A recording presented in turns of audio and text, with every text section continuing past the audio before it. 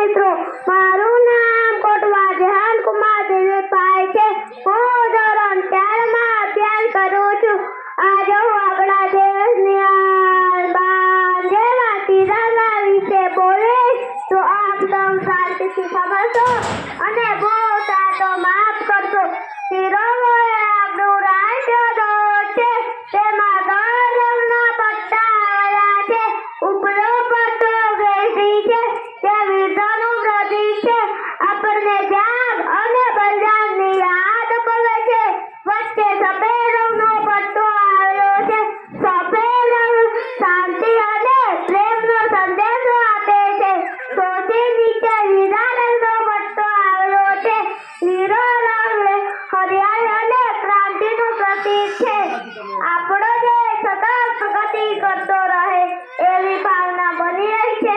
તિરંગાની વચ્ચેના પટ્ટામાં અશોક ચક્ર આવ્યું છે, જે બધા ધર્મો પ્રત્યે સંભાળ રાખે છે. આપણને રાષ્ટ્રધર્મની ગૌરવ જાણવું જોઈએ. મને પણ તિરંગો જાનથી પણ વધારે વહાલો છે. જય હિન્દ ભારત. સરસ સરસ.